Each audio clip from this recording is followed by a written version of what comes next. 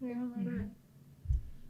All right, post-game press conference here for the Johns Hopkins Blue Jays after a tough battle with Mount St. Mary. First of all, congratulations to all of you on a great season. Congratulations to you three on a great career. Just what's kind of, I know the emotion of this is all very difficult, but kind of what's the gut reaction right now? I think we're all kind of, I'll speak for myself, in shock, not really being able to like go to practice and everything um, anymore.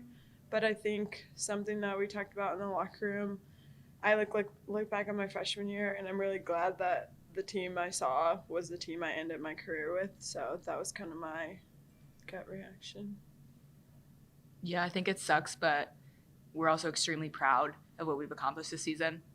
Um, and we know that we're leaving a team that's going to do even bigger and better things next year and the year after that. Coach, you obviously have a team with a great mindset and great resiliency. You guys have overcome so much this year just to even get to this point. How do you make sure that they know that regardless of the outcome here, that this really was a great season and they should keep their heads high? I think they felt it, right? I don't need to tell them. They lived it, right? We lived the beginning of this season, starting with the loss to Susquehanna and the immediate turnaround to York, and how much we improved in just that moment. So there weren't necessary words that needed to be said. I think they've sensed it every day in practice, even today, from our Gettysburg game to today. I thought that was some of the best basketball we've played, and to still be improving near the end of the season. When you have that buy-in, it's exciting and it's fun to practice and it's fun to keep working on it. That's why I think we're in shock that we're not ready to be done. Uh, you know, for the three of you, obviously, you guys were there in 2019. You got to experience the tournament as younger players. Now as veterans, even again with result aside, just how cool was it to be in this atmosphere, to be hosting in your home gym, and to get to play in front of that crowd? I thought it was a lot better because we were at Scranton and none of our fans were there. So I thought even just like the very end where there were people who like cared about us, cared about all the things we put into basketball. I think that meant a lot. I think when we were going on runs and having like the cheering and like even them like not like bantering the other team, like I really liked being on the other side of it just because last weekend with Gettysburg was not very great. So I just think it meant a lot compared to our freshman year when we kind of felt like we were just cheering on ourselves. Coach, just talk a little bit about the beginning of the game. Got off to a hot start. What was working, and how how did the team come out? Like what was working at that point in time? I mean, you could ask them what was it. I mean, we looked confident. We looked sure of ourselves. I think seeing some of those shots go in early, some of those threes, that really helps everybody feel super confident.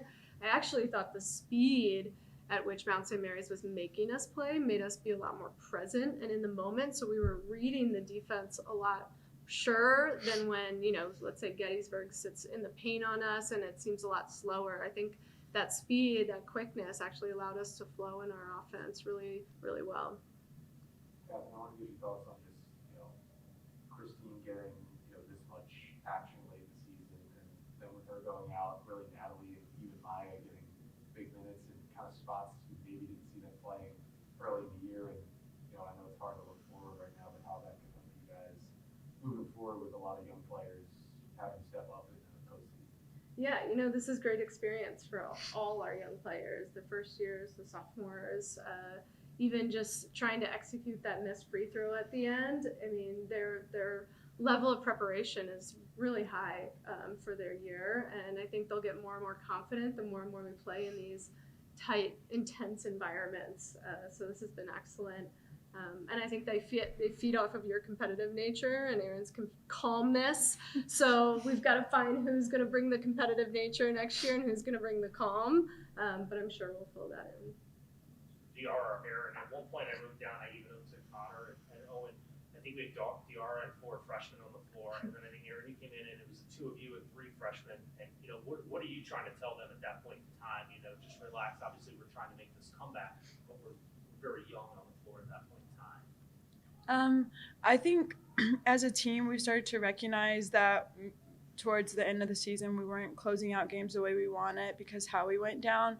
I think a lot of the locker room talk since then has been knowing that the girl next to you has confidence in you, so you need to have confidence in yourself. So I think going into next season for all of them, I hope they keep that up and now they're not going to be young anymore no matter what, because literally all of them had a chance to play. So I think just like telling them how confident we were in their abilities, all the work they put in, that was just something we had to say over and over. There was not really anything else to do in those moments because you got to play with who's on the court. Question for Abby. Obviously anybody that's seen you around this program knows, your passion and the leadership that you bring to this team. From your perspective, as this young team has kind of grown through the year, what is the biggest thing that you've kind of tried to help instill on those 4 freshmen that, again, were all in the game at one point in their first ever NCAA go-around? I think just appreciating every chance that you get to play basketball. I look back at my chances and I just wish I had cherished them more. So I think just helping them to appreciate the opportunity they have. And they really give their 110%, and that's really all you can do. So I think just giving them that message that the best is all you can do. All right, guys, thanks so much for your time, and congrats on a wonderful season. Thank you. Thank you.